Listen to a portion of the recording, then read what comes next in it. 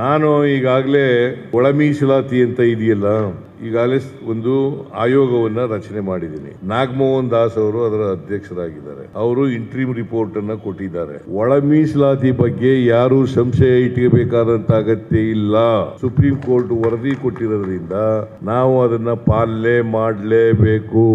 ನಮ್ಮ ಸರ್ಕಾರ ಅದನ್ನ ಜಾರಿ ಮಾಡಲಿಕ್ಕೆ ಬದ್ಧವಾಗಿದೆ.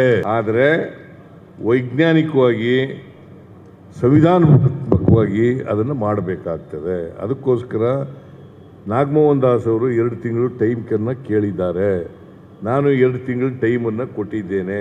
ಆ ವರದಿ ಬಂದ ತಕ್ಷಣವೇ ನಾವು ಒಳ ಮೀಸಲಾತಿಯನ್ನು ಯಾರಿಗೂ ಅನ್ಯಾಯ ಆಗದ ರೀತಿಯಲ್ಲಿ, ಎಲ್ಲರಿಗೂ ನ್ಯಾಯ ಸಿಗೋ ರೀತಿಯಲ್ಲಿ ಮಾಡ್ತೇವೆ.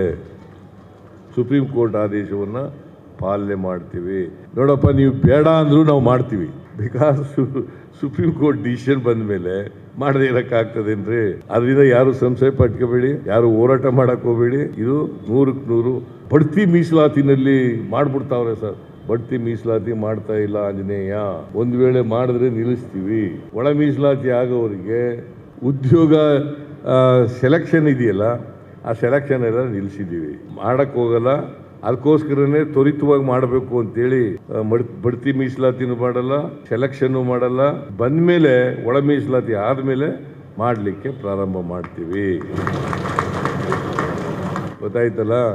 ಇದನ್ನ ಮುನಿಯಪ್ಪನವರು ಬಂದು ಕಿವಿಗೆ ಹೇಳಿದ್ರು. ನಾನು ಬಹಿರಂಗವಾಗಿ ಹೇಳ್ತಾ ಇದ್ದೀನಿ.